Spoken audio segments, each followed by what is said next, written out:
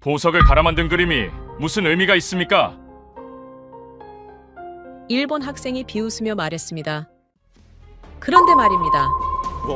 그 순간 하버드 강의실 스크린에 600년 전 병풍과 나노단위 반도체가 나란히 떴습니다.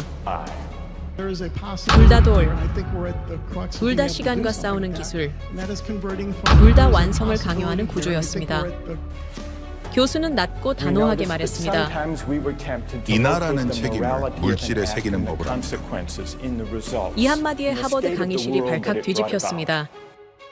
질문은 이제 이것입니다. 이건 기술일까요? 아니면 국가의 DNA일까요? 지금부터 그 전말을 공개합니다. 지금부터 그 놀라운 현장 속으로 들어가 보시죠. 미국에서 날아온 충격적인 이야기. 바로 시작합니다. 그리고 지금 어디에서 시청하고 계신지 댓글로 남겨주세요. 여러분의 이야기도 듣고 싶습니다. 그 전에 잠깐 1초 만에 누를 수 있는 좋아요 버튼을 꾹 눌러주시면 영상 제작에 큰 힘이 됩니다. 그럼 바로 사연 시작하겠습니다. 세계는 지금 한국을 계산하고 있습니다. 매일 매 시간, 매 순간. 그런데 말입니다. 2026년 이상한 일이 벌어지고 있는데요. 중국은 한국을 견제하지만 압박하지 못하고 미국은 한국을 경계하지만 밀어낼 수 없습니다. 러시아는 한국을 계산하지만 무시할 수 없습니다. 교수님이 첫 슬라이드를 띄웠습니다. 한국 돈 10,000원 지폐 한 장. 세종대왕 뒤에 병풍이 확대되더니 오늘 이야기는 여기서 시작한다는 문장만 남았어요. 제 손가락이 키보드 위에서 멈췄습니다. 안녕하세요. 하버드 국제정치경제학과를 다니고 있는 비비안 로즈웰이라고 합니다. 사실 이번 강의는 선택 과목도 아니었습니다. 친구가 메일을 보냈어요. 마이클 리하드 교수의 특별 강연이 있다며 추천해줬는데 제목이 특이했습니다. 왜 세계는 한국 앞에서 멈추는가? 솔직히 말하면 회의적이었습니다. 또 한국 찬양 아니냐는 생각이 들었거든요. 하지만 친구가 계속 조르는 바람에 결국 강의실로 향했고 그날 오후 불이 꺼지면서 제 생각은 완전히 뒤집혔습니다. 강의실 화면에 이메일 한 통이었어요.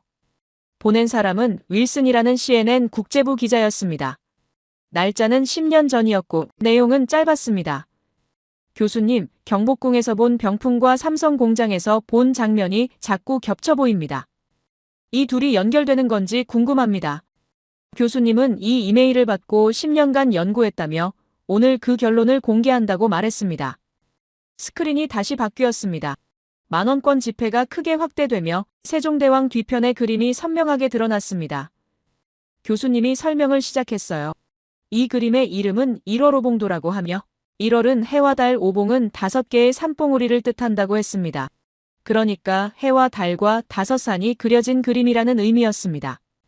대부분 사람들은 이걸 조선 왕실을 장식한 화려한 배경 정도로 알고 있지만 미술사학과 정치학 관점에서 분석하면 완전히 다른 게 보인다고 했습니다. 화면이 그림 중앙을 확대했습니다.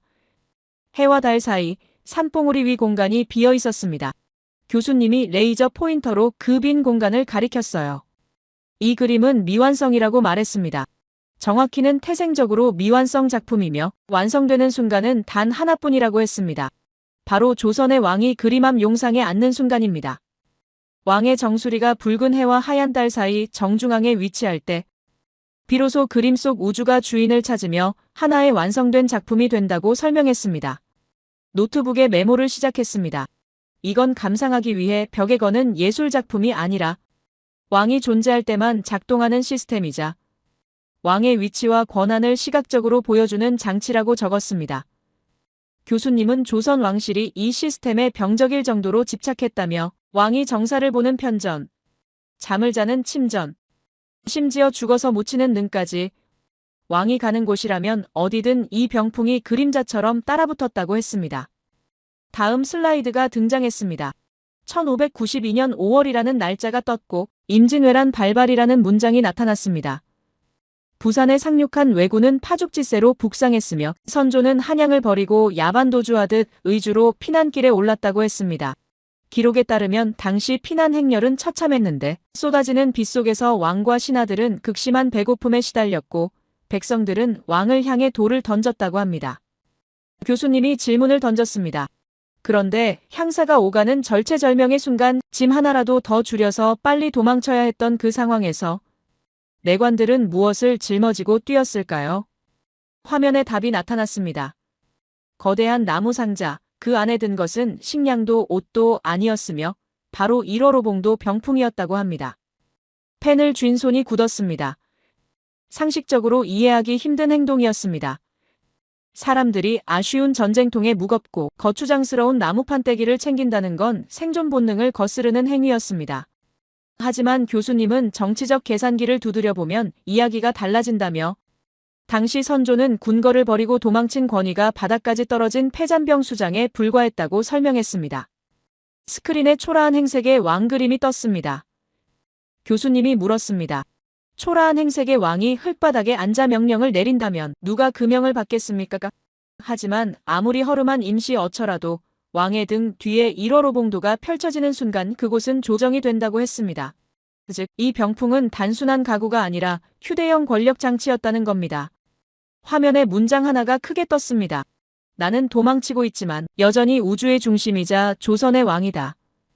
교수님은 이 병풍이 가장 비참한 순간에도 왕의 마지막 자존심을 지켜주는 왕권의 심리적 마지노선이었다며 그렇기에 내관들은 쌀가마니를 버릴지언정 이 병풍만큼은 버릴 수 없었다고 설명했습니다. 키보드 위 손가락이 다시 움직이기 시작했습니다. 그런데 의문이 생겼습니다. 도대체 이 그림 속에 무엇이 왕을 왕답게 만든다는 건지 교수님이 그림을 하나하나 뜯어보자며 우선 하늘을 보라고 했습니다. 오른쪽에는 붉은 해, 왼쪽에는 하얀 달이 동시에 떠 있는데 자연계에서는 불가능한 현상이라고 했습니다. 이것은 시간을 초월한 상징이며 붉은 해는 양의 기운으로 왕을, 하얀 달은 음의 기운으로 왕비를 의미한다고 설명했습니다. 음과 양이 조화를 이루어야 국가가 평안하다는 주역의 원리를 시각화한 것이라고 했습니다. 땅으로 시선을 돌리면 5개의 봉우리가 솟아있으며 이는 오행을 뜻하기도 하지만 정치적으로는 조선의 모든 영토를 상징한다고 했습니다. 그리고 그 사이로 쏟아지는 폭포수와 넘실대는 파도는 끊임없이 흐르는 생명력, 즉 백성을 의미한다고 설명했습니다. 하늘, 땅, 사람, 소위 말하는 천지인의 모든 요소가 배치되었지만 그림의 중앙은 비어있다고 했습니다. 교수님이 레이저 포인터를 다시 중앙에 맞췄습니다. 왕이 용상에 앉아 정면을 응시할 때 왕의 머리는 해와 달 사이 산봉우리 위 허공에 위치하며 이 구도는 우연이 아니라고 했습니다. 성리학에서 말하는 우주의 근원인 태극의 위치에 왕을 끼워 넣은 것이라고 설명했습니다. 왕이여, 당신이 이 자리에 앉음으로써 비로소 우주가 완성되고 질서가 잡힌다는 의미였으며 그러니 한순간도 흐트러짐 없이 정치를 하라는 뜻이라고 했습니다. 노트 여백에 문장을 적었습니다.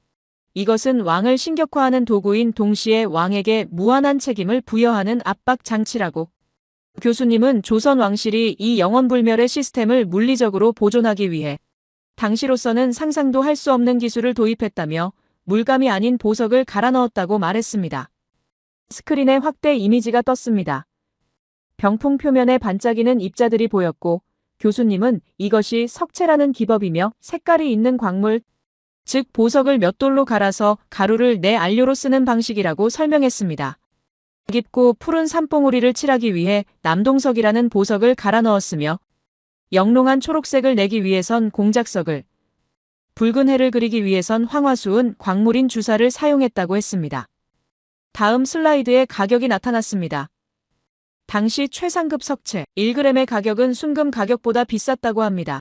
중국에서 수입해야 하는 경우도 많았기 때문에 병풍 하나를 만드는데 들어가는 비용은 현대 가치로 환산하면 수억 원대에 달하는 국가 프로젝트였다고 설명했습니다. 강의실이 술렁이기 시작했습니다.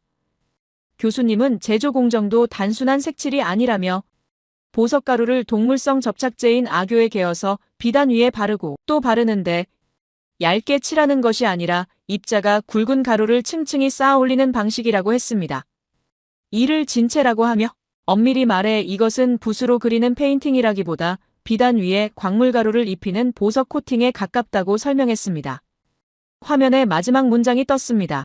돌은 햇빛을 받아도 변하지 않으며 1000년이 지나도 썩지 않는다고. 그렇기 때문에 500년이 지난 지금도 1월호봉도는 박물관의 어두운 조명 아래에서 마치 LED를 켠 것처럼 스스로 빛을 뿜어낸다고 했습니다. 조선 왕실은 영원불멸이라는 가치를 지키기 위해 천문학적인 비용을 들여 물리적 시간을 정지시켰다고 설명했습니다. 노트북 화면을 내려다봤습니다. 메모가 빼곡했지만 여전히 의문이 남았습니다. 이게 2024년 한국과 무슨 상관이 있다는 건지 교수님이 마치 제 생각을 읽은 듯 말했습니다. 여러분은 지금 이 화려한 병풍을 보며 왕은 좋겠다고 생각할지 모르지만 과연 조선의 왕들에게 이 그림이 마냥 자랑스러웠을까요? 사실 이 그림은 왕에게 세상에서 가장 무서운 정신적 족쇄이자 24시간 감시 카메라였다고 말했습니다. 스크린에 왕의 하루가 펼쳐졌습니다. 왕은 수라상을 받을 때도, 잠을 자기 위해 침전에 들 때도, 업무를 보는 편전에도 항상 저 그림 앞에 앉아야 했으며 피할 곳은 없었다고 합니다. 그림 속 붉은 해와 하얀 달은 왕의 눈을 똑바로 쳐다보며 물었다고 합니다. 전하, 당신은 저 해와 달처럼 사사로움 없이 공명정대한지? 5개의 산봉우리는 물었다고 합니다. 전하, 당신은 저 산처럼 백성들에게 흔들리지 않는 버팀목인지? 교수님이 마지막 문장을 던졌습니다. 이 병풍은 왕에게 끊임없이 질문을 던지는 검증 시스템이었으며 성군이라 불리는 세종대왕도 폭군이라 불리는 연산군도 등 뒤에 있는 이 거대한 우주의 눈초리 앞에서는 자유로울 수 없었다고 말했습니다. 화면이 꺼졌습니다. 불이 다시 켜지며 교수님이 말했습니다. 1월호봉도는 단순한 배경 장식이 아니라 왕이 짊어져야 할 왕관의 무게, 그리고 도덕적 책임을 시각화한 물건이었다고, 그리고 이 철학이 오늘날 한국을 만들었다고 말했습니다. 손가락이 키보드에서 떨어졌습니다. 솔직히 아직도 반신반의했습니다. 600년 전 그림 하나가 정말 2024년 한국을 설명할 수 있다는 건지, 하지만 교수님의 다음 문장이 제 생각을 멈추게 했습니다. 여러분, 이 병풍의 철학을 한 문장으로 요약하면 이렇습니다.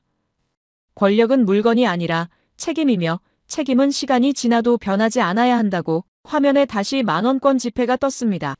그리고 그 옆에 또 다른 이미지가 나타났습니다. 삼성 반도체 공장의 클린룸이었습니다. 두 이미지가 나란히 떠 있었습니다. 600년 전 병풍과 2024년 반도체 공장, 교수님은 이 둘을 연결하는 키워드가 있다며 바로 시간을 멈추는 기술이라고 말했습니다. 손가락이 멈췄습니다.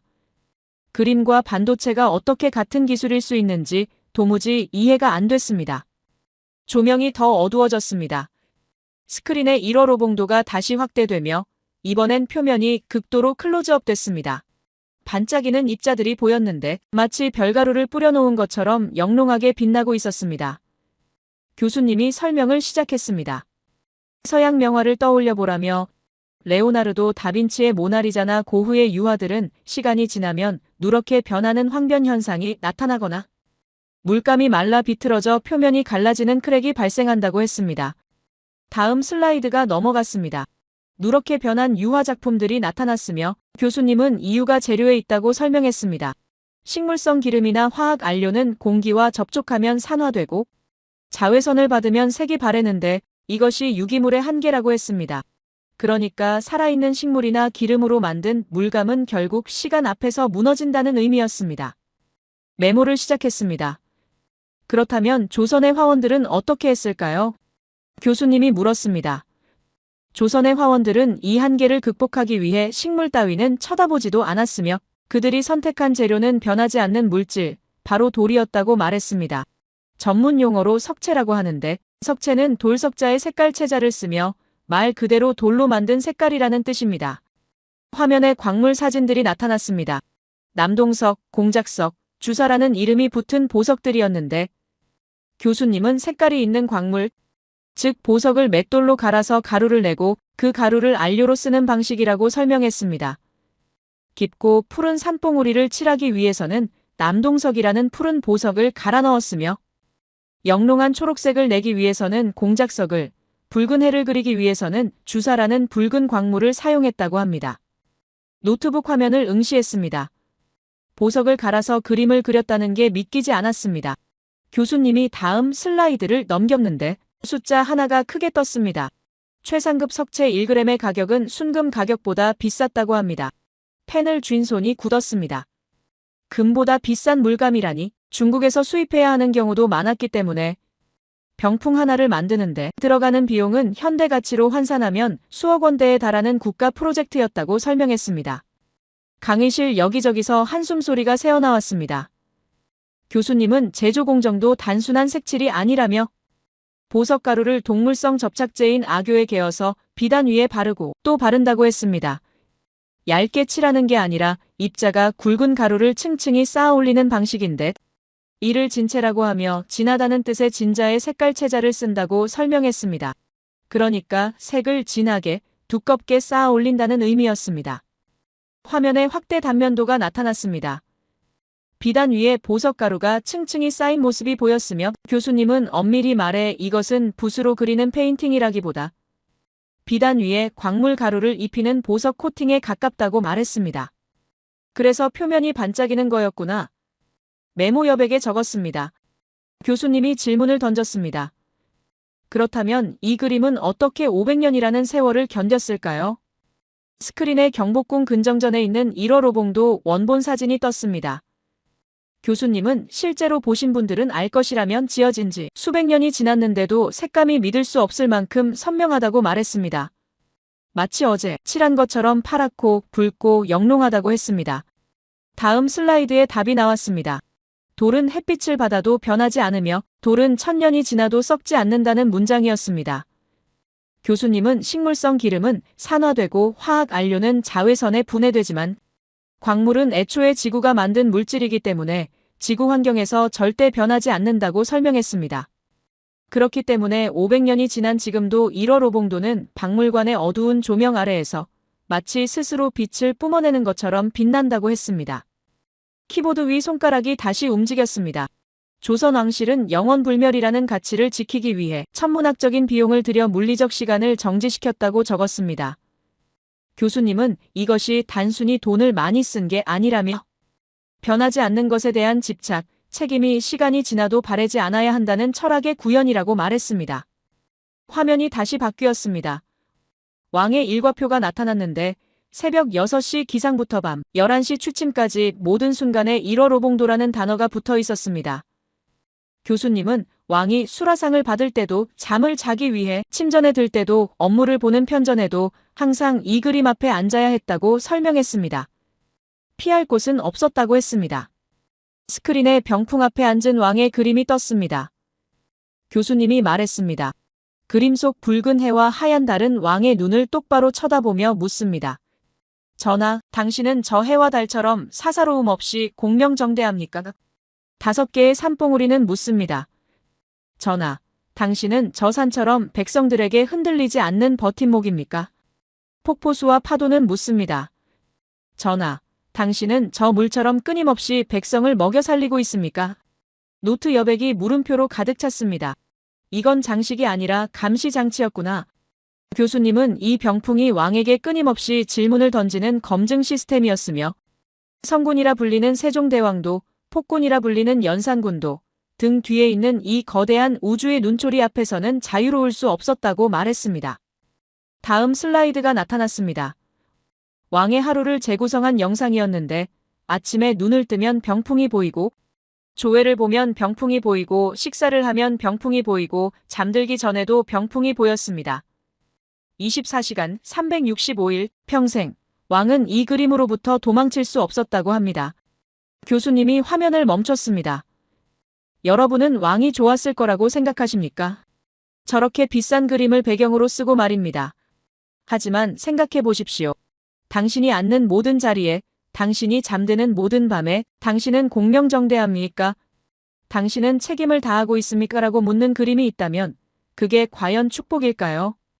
마우스 스크롤이 멈췄습니다.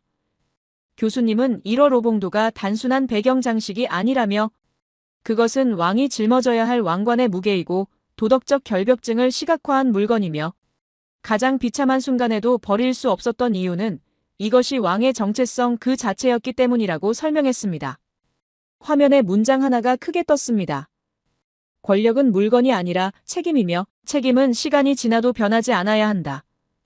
교수님은 조선 왕실이 이 철학을 물리적으로 구현하기 위해 선택한 방법이 바로 돌이었다며 변하지 않는 물질로 변하지 않는 가치를 새긴 것이라고 말했습니다. 노트북 화면에 타이핑을 시작했습니다. 보석을 갈아서 그림을 그렸다. 1g의 금값, 병풍 하나에 수억 원. 500년이 지나도 빛남, 왕은 24시간 감시당함, 책임을 기술로 새겼다. 손가락이 키보드에서 멈췄습니다. 갑자기 깨달음이 왔습니다. 교수님이 마지막 슬라이드를 띄웠습니다.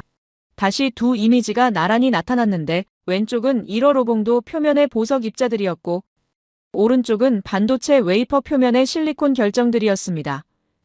교수님이 말했습니다. 600년 전 조선은 돌로 시간을 멈췄으며 2024년 한국은 반도체로 세계를 움직이고 있다고. 그런데 이 둘의 공통점이 뭔지 아십니까? 강의실 전체가 숨을 죽였습니다. 교수님이 답을 말했습니다. 둘 다 돌입니다. 반도체의 핵심 재료는 실리콘인데 실리콘은 규소라고도 하며 모래에서 추출한 광물입니다. 결국 돌을 가공해서 만든 겁니다. 그리고 둘 다 시간에 대한 집착입니다. 1월 오봉도는 500년을 견디는 그림이고 반도체는 나노미터 단위로 시간을 계산하는 칩입니다. 펜이 노트에서 떨어졌습니다.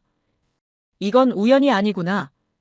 교수님은 조선이 보석을 갈아서 책임을 새겼듯이 현대 한국은 돌을 깎아서 신뢰를 새기고 있다며 납기를 지키고 품질을 보장하고 약속을 완성하는 것.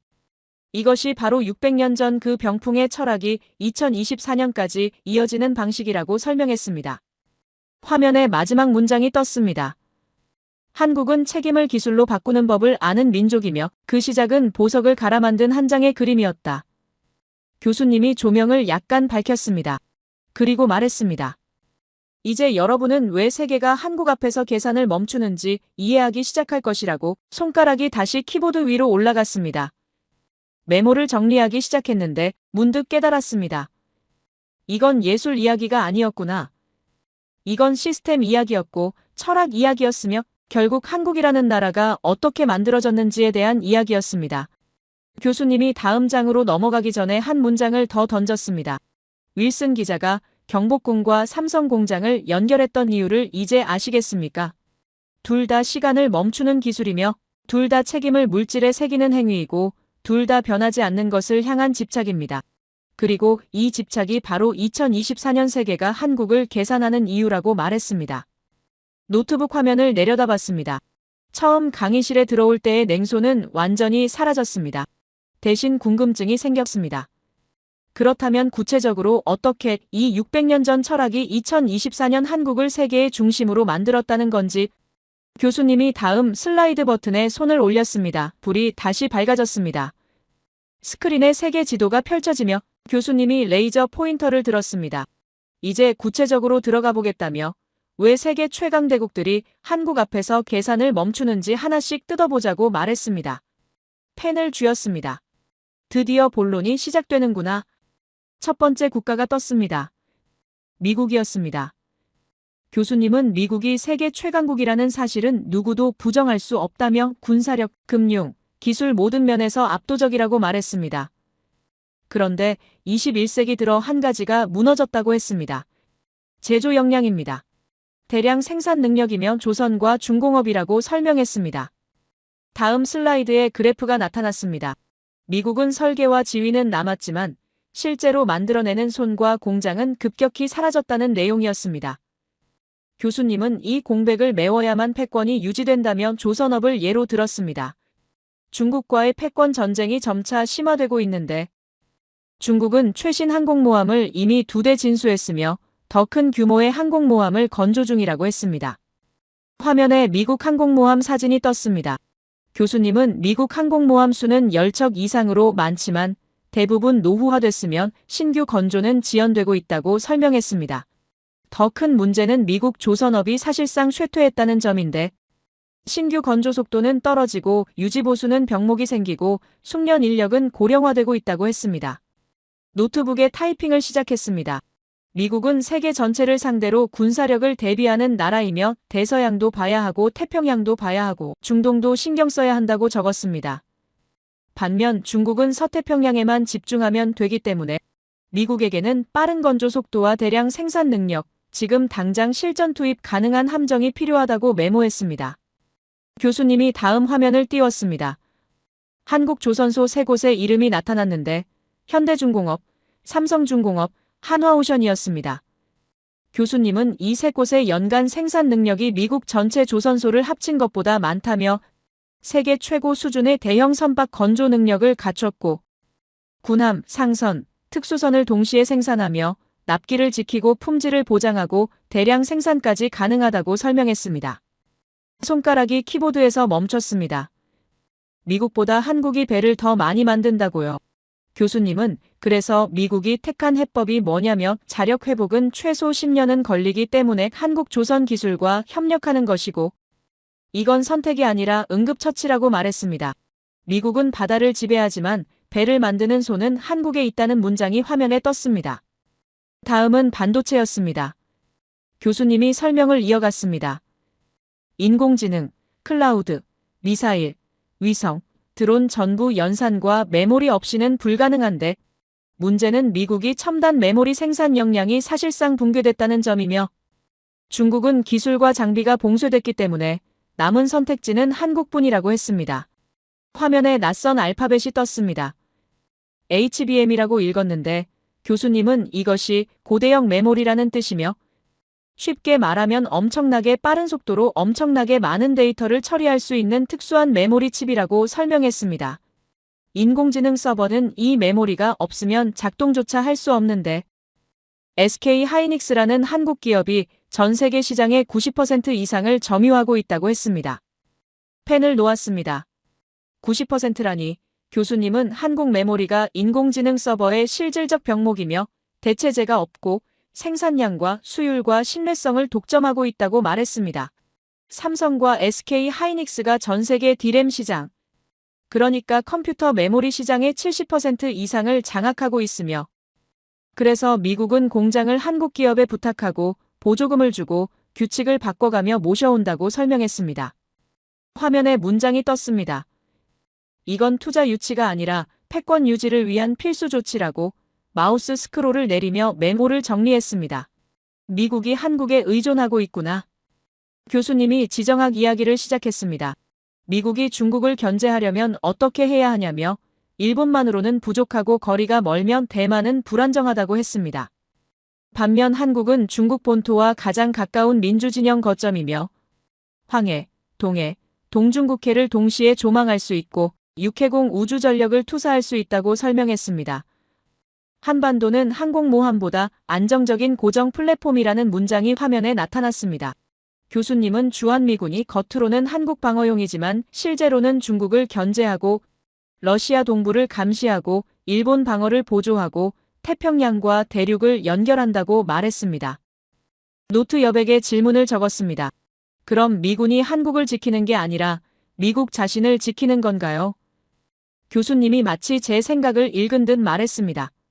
더 중요한 사실은 한국이 이미 자주방위 능력을 확보했다는 점인데 미군이 없어도 즉각 붕괴되지 않지만 그런데도 미국이 철수하지 못하는 이유는 미군이 빠지는 순간 미국의 영향력도 빠지기 때문이며 한국은 더 많은 선택지를 갖게 되고 미국은 이걸 원하지 않는다고 설명했습니다.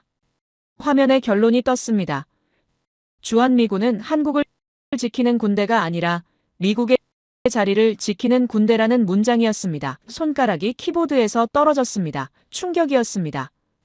교수님은 미국이 한국을 통제하는 게 아니라 관리한다며 한국이 커질수록 기술 독립이 가능해지고 외교 자율성이 늘어나고 군사 선택지가 증가하기 때문에 미국은 협력하면서도 동시에 규칙을 만들고 틀 안에 두려 한다고 말했습니다. 하지만 결정적 차이가 있다고 했습니다.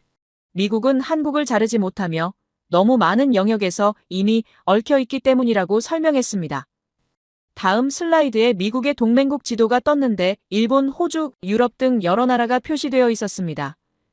교수님은 미국의 동맹은 많지만 대체 불가능으로 분류된 국가는 극히 소수이며 조건은 단 하나, 이 나라가 빠지면 미국의 전략 전체가 흔들리는가라고 물었습니다. 화면에 한국만 빨간색으로 표시됐습니다. 교수님은 한국이 바로 그 질문에 예스라며 일본은 해군과 기지를 보조하고 호주는 남태평양을 방어하고 유럽은 러시아를 견제하지만 한국은 중국, 러시아, 북한을 동시에 묶는 유일한 고리라고 설명했습니다. 이건 동맹이 아니라 전략적 고정축이라는 문장이 떴습니다. 방산 이야기가 나왔습니다. 교수님은 나토 회원국인 유럽 국가들의 사례를 들었습니다. 한 유럽 국가가 K2 전차 180대, K9 자주포 212문, FA-50 전투기 48대를 주문했는데 총액이 140억 달러이며 납기는 2026년부터 순차 인도라고 했습니다. K2는 한국의 주력 전차이고 K9은 자동으로 움직이며 포를 쏠 수 있는 대포 차량이며 FA-50은 경전투기라고 쉽게 설명해 주었습니다. 교수님이 비교 자료를 띄웠습니다. 미국 무기로 같은 걸 주문하면 최소 5년 이상 대기해야 한다고 했습니다. 그래서 벌어지는 현상이 뭐냐며 미국 무기를 쓰는 나라들이 한국 무기를 함께 도입하고 있고 한국 방산은 미국 체계와 충돌하지 않으며 경쟁이 아니라 보완 구조라고 설명했습니다. 미국 무기의 공백 구간을 한국이 메우고 있으며 미국 입장에서 한국 방산은 위협이 아니라 보험이라고 했습니다. 노트북 화면을 응시했습니다. 미국이 한국에 의존하고 있다는 게 믿어지지 않았습니다. 교수님은 마지막 문장을 던졌습니다. 미국은 한국을 동맹으로 관리하지만 실제로는 한국이라는 구조에서 패권을 굴리고 있으며 한국은 미국 패권의 옵션이 아니라 구조가 됐다고 말했습니다. 강의실이 잠시 조용해졌습니다. 펜을 다시 쥐었는데 손이 떨렸습니다. 교수님이 다음 화면으로 넘어가며 물었습니다. 미국이 한국을 붙잡는 이유를 이해했다면 이제 질문은 바뀝니다. 중국은 어떤가요? 중국은 왜 한국을 밀어내지도 완전히 적대하지도 못할까요? 스크린에 중국 국기가 나타났습니다. 교수님은 중국이 한국보다 훨씬 크고 강한데 그냥 압박하면 되는 거 아니냐는 질문을 먼저 던졌습니다. 하지만 중국은 한국을 마음대로 다룰 수 없으며 이건 감정의 문제가 아니라 구조의 문제라고 말했습니다. 화면에 중국의 대외 전략이 나타났습니다. 교수님은 중국의 전략이 일관되어 있다며 주변국을 영향권 안에 두는 것이고 경제, 기술, 외교, 안보 순으로 흡수한다고 설명했습니다. 이 전략은 동남아에서 작동했고 중앙아시아에서도 통했으며 아프리카에서도 반복됐지만 한국만은 예외라고 했습니다. 다음 슬라이드에 3가지 조건이 떴습니다. 첫째, 한국은 중국 경제의 필수적인 산업 파트너입니다. 둘째, 미국 안보 체계에 깊숙이 편입된 국가입니다. 셋째, 독자 기술과 군사 역량을 갖춘 고밀도 국가입니다. 교수님은 이 세 조건이 동시에 충족되는 국가는 전 세계적으로 거의 없다고 말했습니다. 사드 배치 이야기가 나왔습니다. 교수님은 사드가 고고도 미사일 방어체계라며 쉽게 말하면 높은 하늘에서 날아오는 미사일을 요격하는 시스템이라고 설명했습니다. 2016년 한국이 이걸 배치하기로 결정하자 중국은 전면적 비공식 제재를 가동했는데 관광을 차단했고 문화 콘텐츠를 봉쇄했으며 기업을 압박했다고 합니다. 화면에 그래프가 나타났습니다. 중국의 목표는 한국을 정치적 메시지에 민감한 국가로 만들려 한 것이었지만 결과는 정반대였다고 했습니다. 한국은 이 시기를 거치며 중국 의존도를 구조적으로 낮췄으며 핵심 산업의 국산화와 다변화를 가속했고 중국 리스크를 정책 변수로 내재화했다고 설명했습니다. 노트에 메모를 추가했습니다. 중국 내부 연구기관들의 평가를 보면 한국은 단기 충격에는 반응했으나 중장기 구조에서는 오히려 더 단단해졌다고 나온다며 이 시점부터 중국의 전략이 바뀌었고 강압에서 관리로 압박에서 계산으로 전환됐다고 교수님이 말했습니다. 반도체 이야기가 다시 나왔습니다.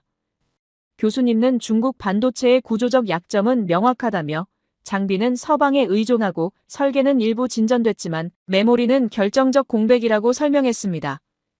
인공지능, 군사, 통신, 데이터 센터의 공통 분모가 뭐냐며 고성능 메모리라고 답했습니다. 화면에 한국 기업 이름들이 떴습니다.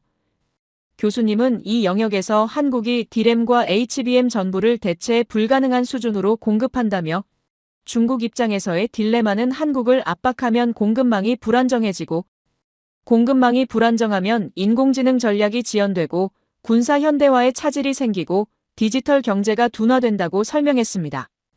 손가락이 키보드 위에서 굳었습니다. 한국을 흔들면 중국의 핵심 전략이 동시에 흔들린다는 문장이 화면에 떴습니다. 교수님은 중국이 돈을 쏟아부어서 자체 개발하려 시도하고 있다며 중국 최대 메모리 기업인 YMTC를 예로 들었습니다.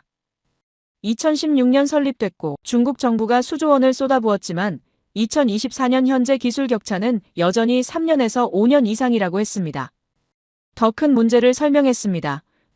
메모리는 양산 기술이며 설계만 되면 끝이 아니라 수율, 안정성, 대량 생산 능력이 전부 필요한데 이 모든 걸 동시에 갖춘 곳은 한국뿐이라고 했습니다. 화면에 중국의 공식 전략 문건 내용이 나타났습니다. 한국은 적국으로 분류되지 않으며 종속 대상도 아니고 단순 협력국도 아니며 분류는 항상 애매하다고 했습니다. 교수님이 문건의 표현을 읽었습니다. 중요한 이웃, 협력과 경쟁이 공존하는 국가라고. 이 표현의 의미가 뭐냐면 적으로 규정하면 한국이 미국 쪽으로 완전히 밀착하고 종속을 시도하면 일본, 미국과 기술 블록을 형성하기 때문에 선택한 방식이 불편하지만 유지라고 설명했습니다. 이건 호의가 아니라 손익계산의 결과라는 문장이 떴습니다. 군사적 관점도 나왔습니다. 중국은 명확히 인식하고 있다며 한국이 이미 독자 미사일 체계를 갖췄고 고급 방공 능력을 확보했고 해군과 공군 통합 대응 역량을 보유하고 있으며 동시에 미군과 분리되지 않은 상태라고 교수님이 설명했습니다. 이 구조의 의미는 한국을 자극하는 순간 중국이 미국과의 직접 긴장을 감수해야 한다는 것이며 그래서 중국의 군사 전략에서 한국은 공격 대상이 아니라 현상 유지 대상이라고 했습니다. 마지막 슬라이드가 나타났습니다. 중국 전략 커뮤니티의 공통 인식이라며 한국은 작지만 밀도가 높고 단기간에 방향을 바꾸는 능력이 있으며 완전히 예측하기 어렵다고 적혀 있었습니다. 교수님은 중국이 예측 가능한 상대를 선호하는데 한국은 예측도 어렵고 통제는 불가능한 국가이며 이 지점이 바로 중국의 불안이라고 말했습니다. 화면이 정리됐습니다.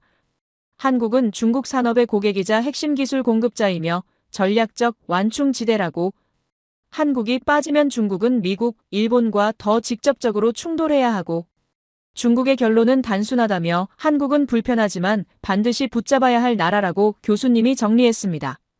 노트북 화면을 내려다봤습니다. 메모가 2장을 가득 채웠습니다. 미국도 한국을 놓지 못하고 중국도 한국을 누르지 못하고 손이 떨렸습니다. 교수님이 마지막 문장을 던졌습니다. 중국은 한국을 누르지 못하며 한국을 누르는 순간 중국의 전략이 먼저 흔들리기 때문이라고. 불이 약간 밝아졌습니다. 교수님이 잠시 멈췄다가 말했습니다.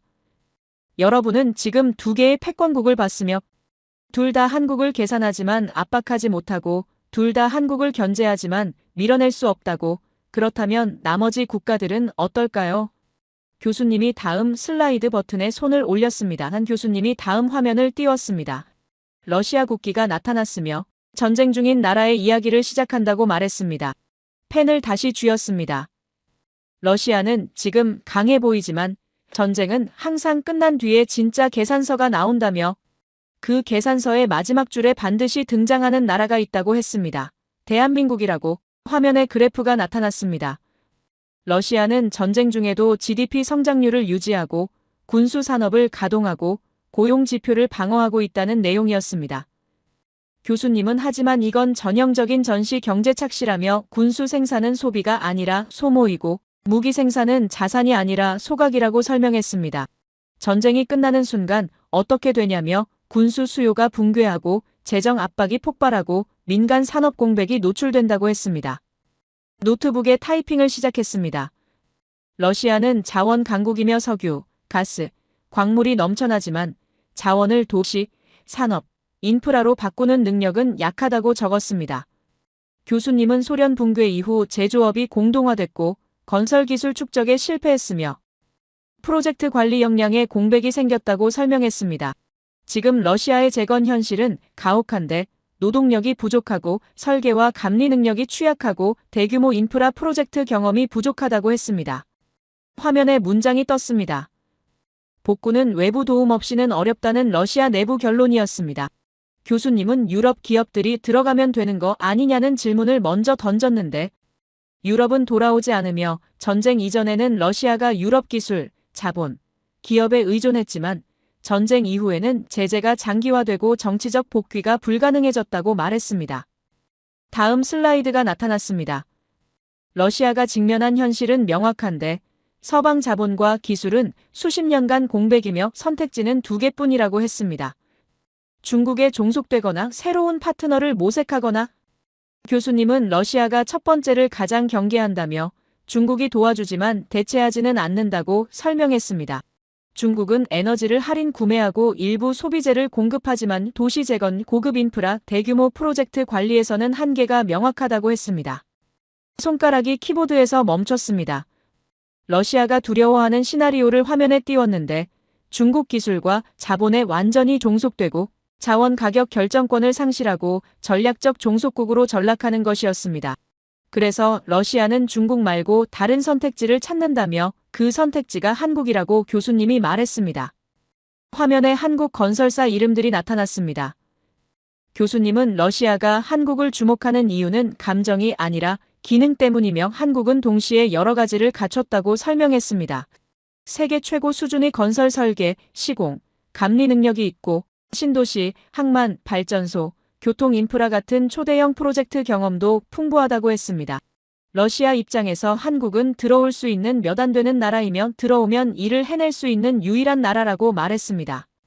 메모를 추가했습니다.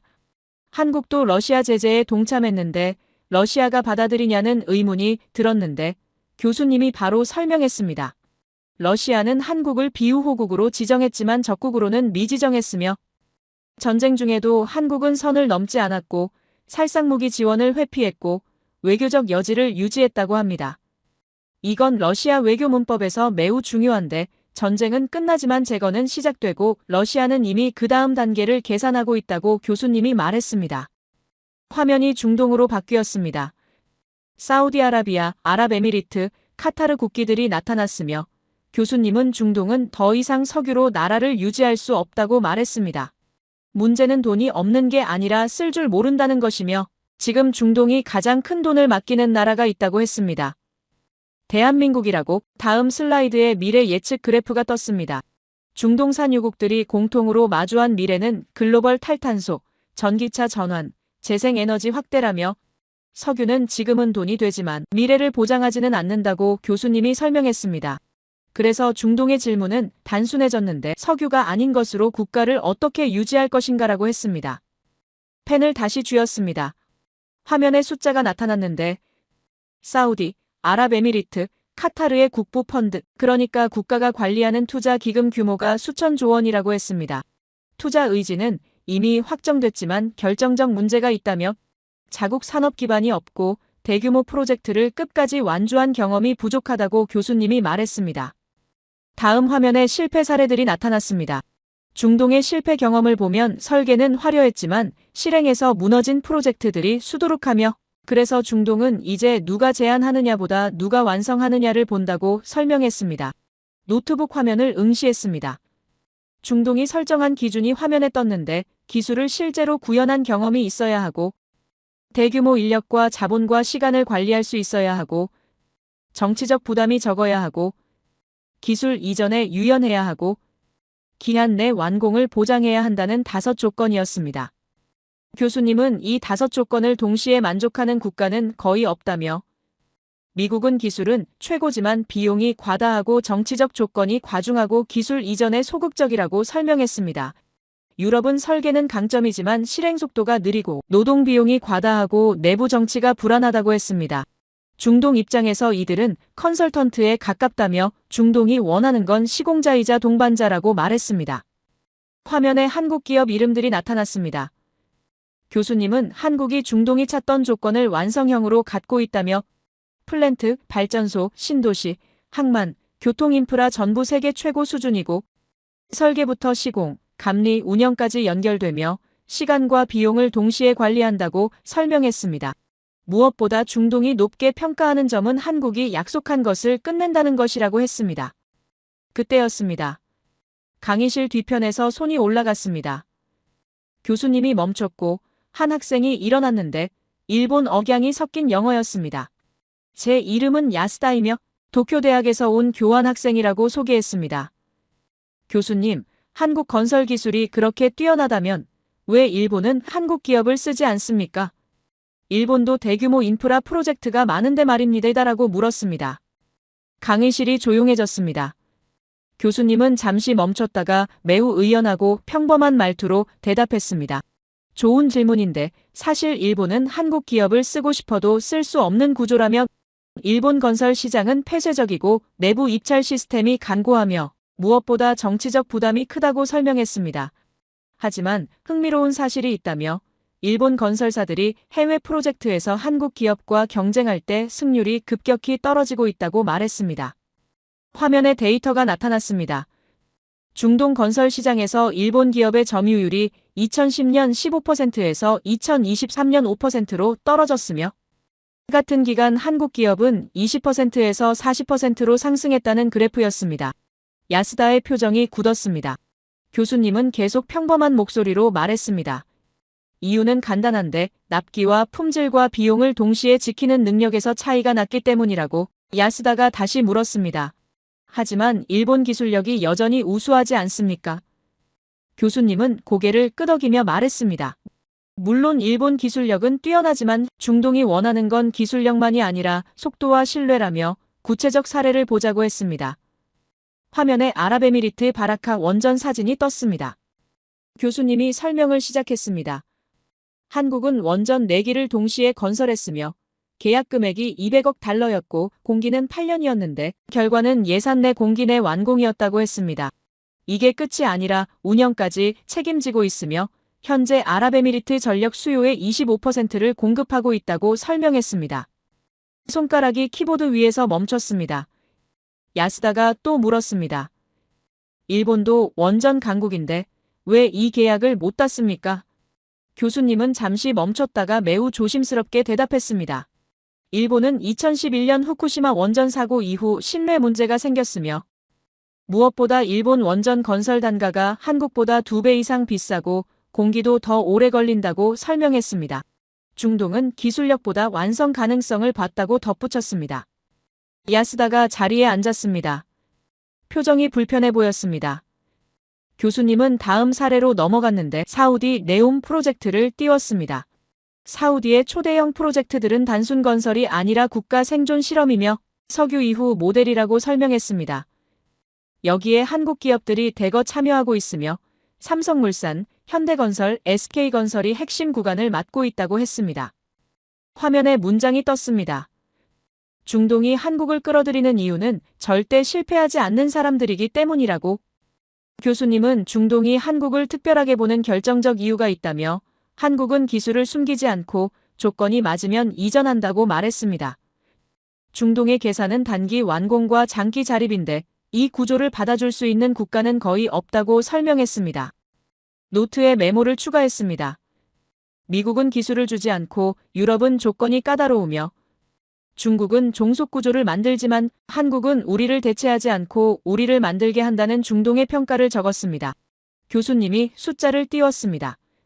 사우디 국부펀드가 한국에 투자한 금액이 2023년 기준 약 60억 달러이며 계속 늘고 있다고 했습니다.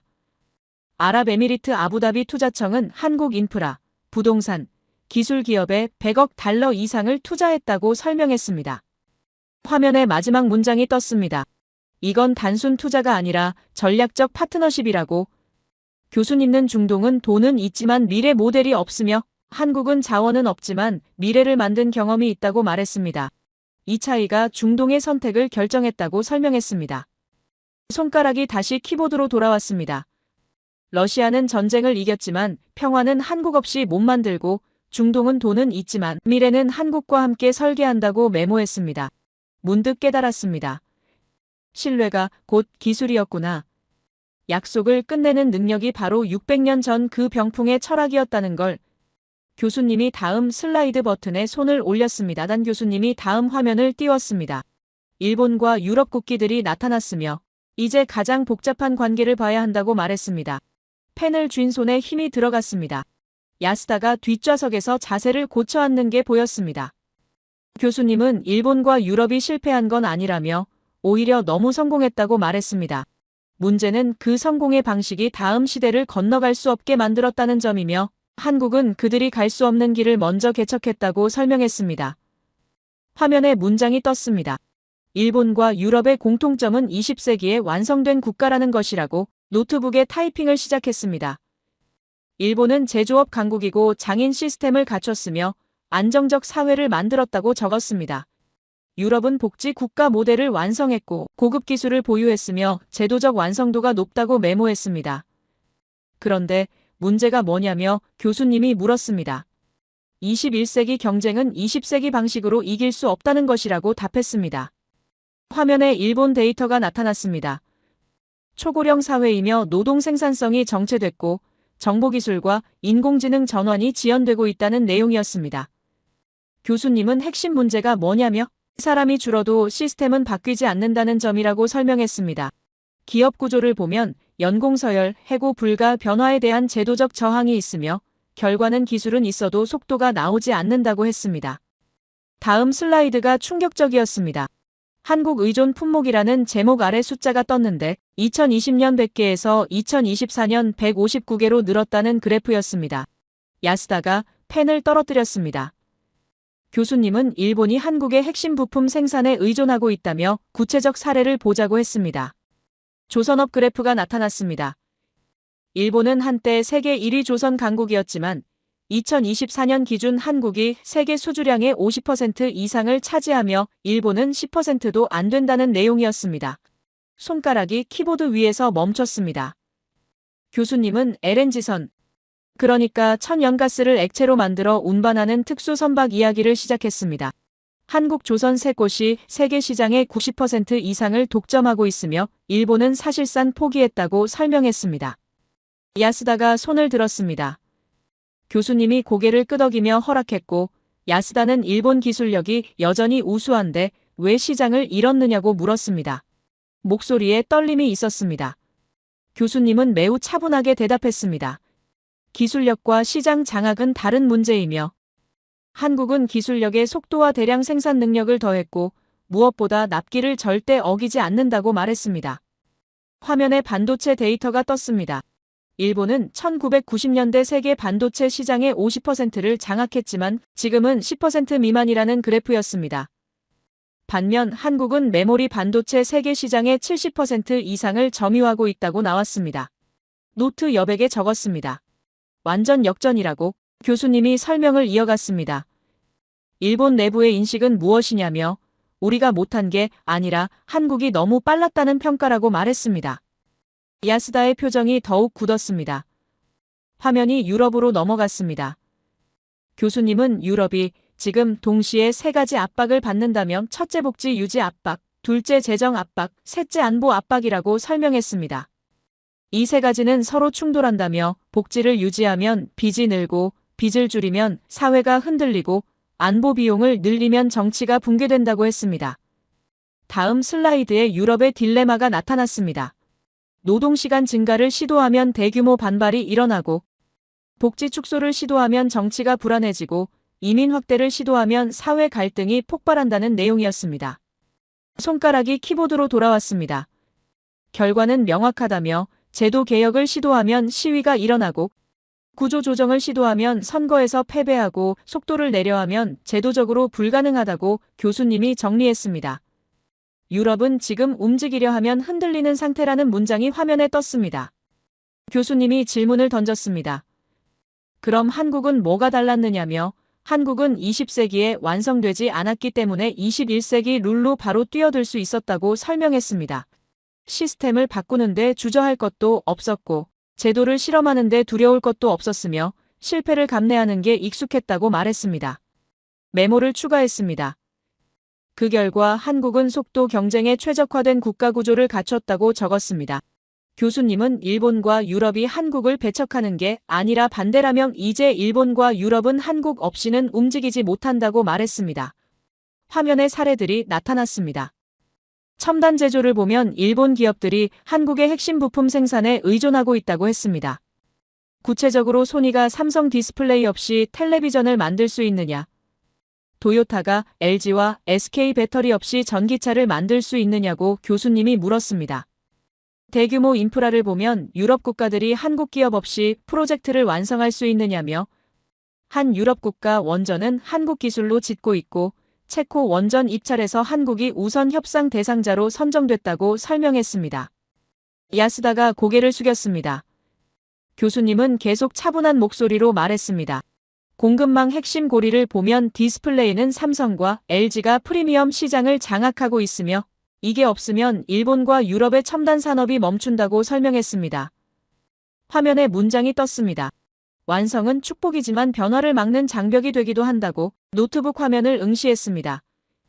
일본과 유럽은 20세기를 완성했지만 한국은 21세기에 최적화됐다는 메모를 추가했습니다. 교수님이 다음 화면으로 넘어가며 말했습니다. 그렇다면 한국이 없으면 바로 흔들리는 나라들은 어디일까요? 앞서 말했듯이 미국, 중국, 러시아, 중동, 일본, 유럽을 봤다며 이제는 다른 측면에서 바라보자고 했습니다. 스크린에 여러 국가 국기들이 동시에 나타났습니다. 나토 회원국인 유럽 국가들, 체코, 베트남, 멕시코, 인도네시아, 캐나다였습니다.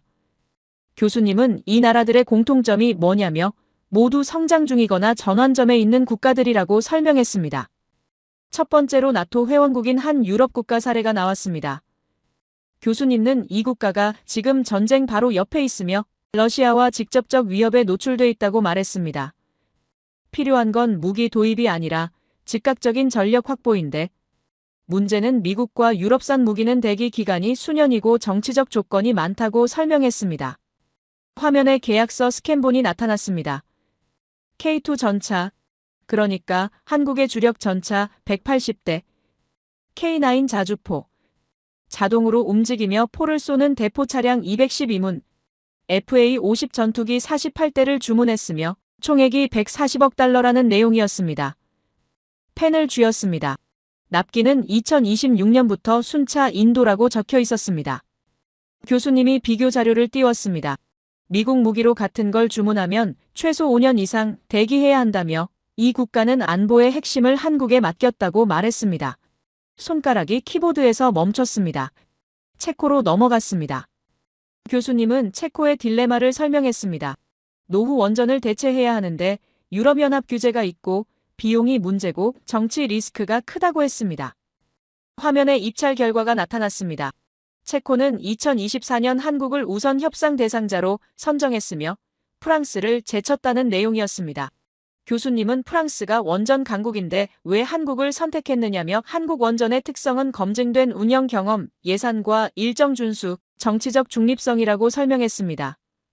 반면 프랑스는 핀란드 올킬루오토 원전이 계획보다 12년 늦어졌고 비용은 3배 이상 초과했다고 말했습니다.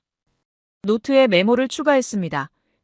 체코는 에너지 주권을 한국 시스템에 연결했다고 적었습니다.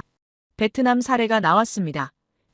교수님은 베트남의 장점이 젊은 인구와 생산 기지지만 한계가 있다며 기술 내재화가 부족하고 부가가치가 낮다고 설명했습니다. 위험은 다음 중국이 아니라 다음 저임금 국가로 고착되는 것이라고 했습니다. 화면에 삼성전자 베트남 공장 데이터가 나타났습니다. 베트남 전체 수출의 20% 이상을 차지한다는 그래프였습니다. 하지만 더 중요한 건 베트남 현지 인력 20만 명이 한국식 제조 시스템을 배우고 있다는 점이라고 교수님이 말했습니다. 한국은 생산 이전만 하지 않으며 관리, 품질, 공정을 함께 옮긴다고 설명했습니다. 손가락이 다시 움직였습니다. 베트남의 계산은 단순 외자, 유치가 아니라 산업학습 파트너를 원하는 것이라고 메모했습니다. 멕시코와 인도네시아와 캐나다 사례가 연달아 나왔습니다. 교수님은 멕시코가 조립 위주 산업에서 벗어나려 하고 인도네시아가 자원 저주에서 탈출하려 하고 캐나다가 실행 파트너를 찾고 있다며 모두 한국을 선택했다고 설명했습니다. 화면에 문장이 떴습니다. 의존이 아니라 구조 이전이라고 교수님이 설명을 이어갔습니다.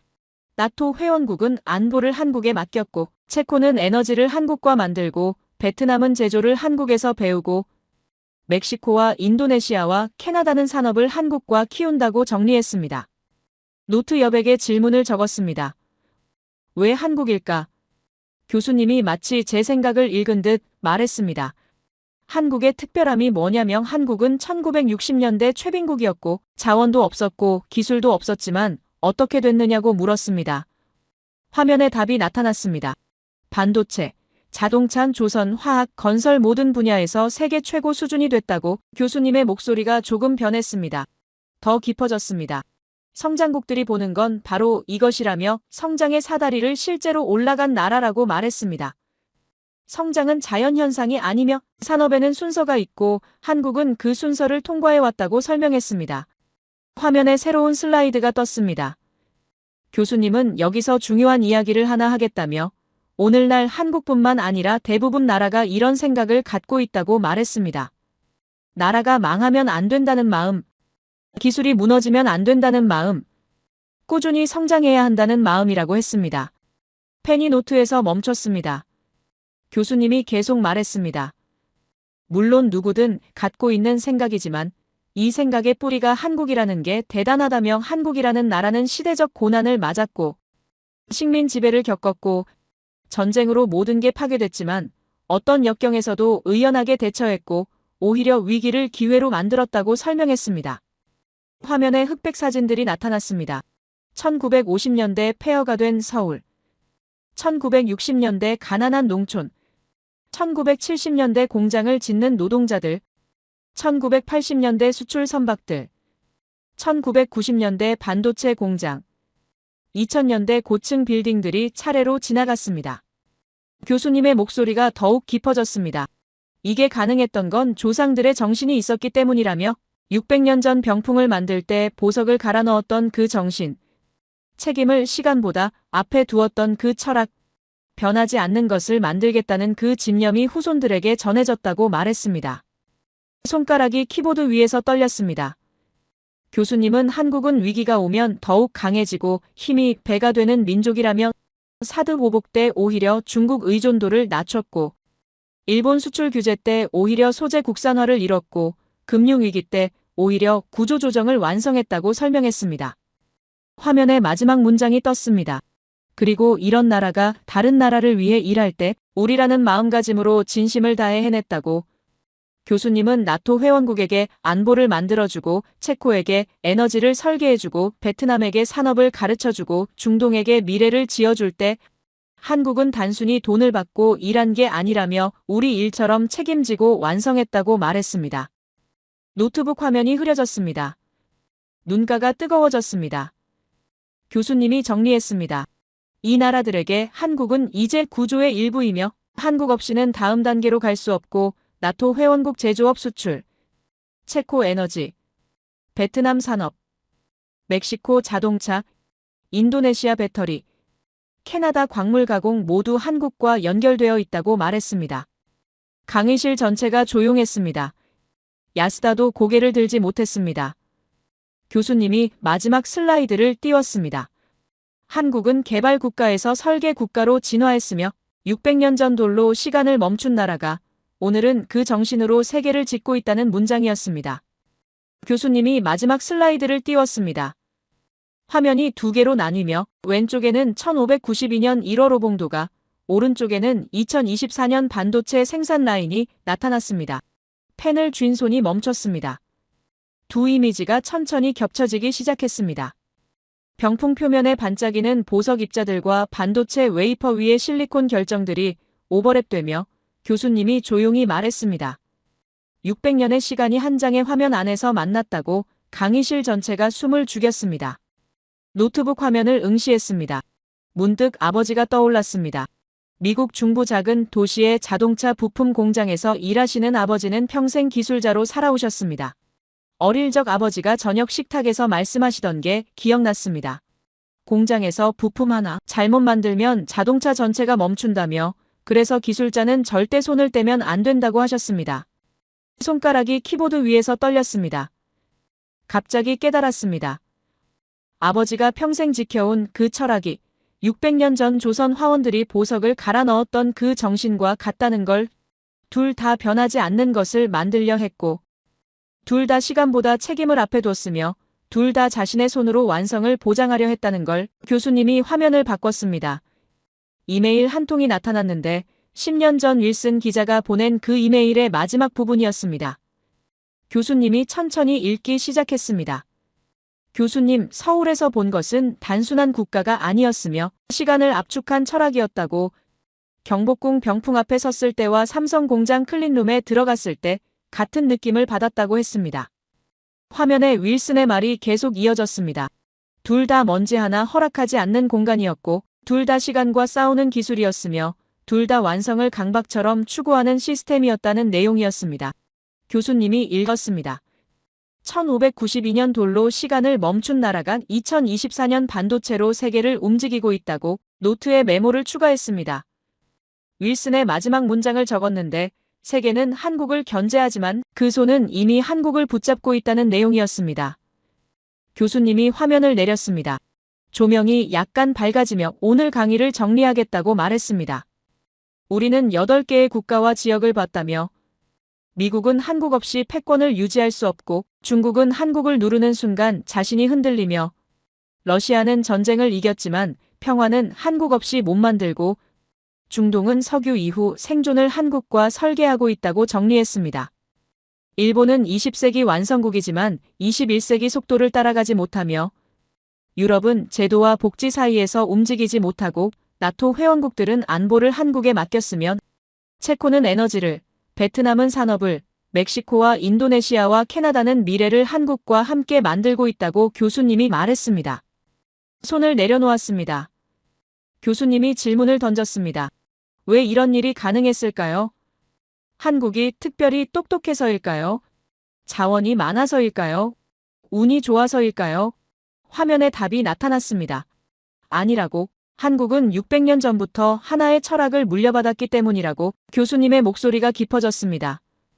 권력은 물건이 아니라 책임이며 기술은 속도가 아니라 완성이고 약속은 말이 아니라 결과라는 철학이라고 설명했습니다. 이 철학이 병풍에 새겨졌고 조선 왕들을 감시했으며 임진왜란 때도 버려지지 않았고 세대를 거쳐 전해졌다고 말했습니다. 펜이 떨렸습니다. 교수님이 계속 말했습니다.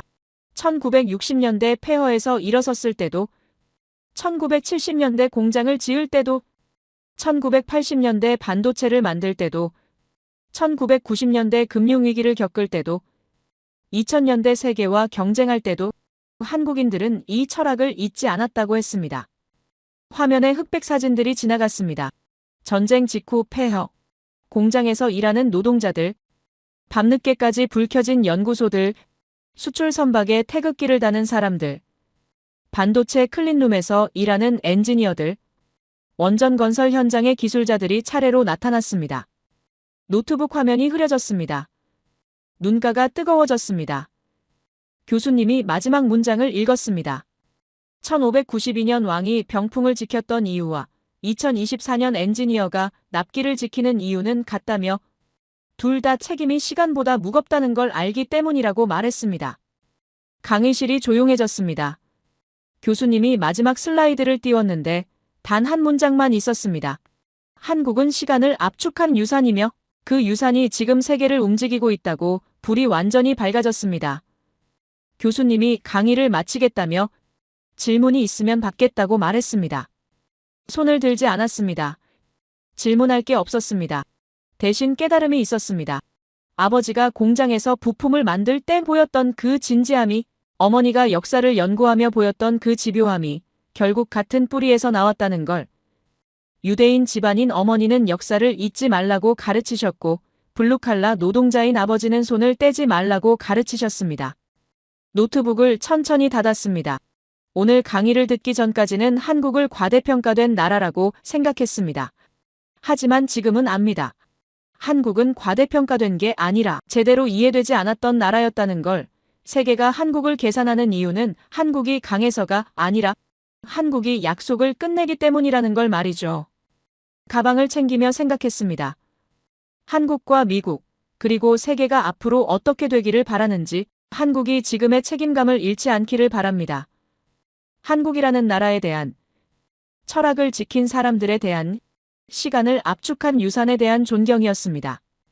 제 이야기를 끝까지 들어주셔서 감사합니다. 모두 안녕히 계세요. 그리고 감동적인 사연을 주변 사람들과 공유하고 함께 이야기 나눠보세요. 마지막으로 1초밖에 걸리지 않는 구독과 좋아요, 알림 설정은 영상 제작에 큰 힘이 됩니다. 지금까지 감동을 담아 여러분께 진심을 전하는 감동담기였습니다.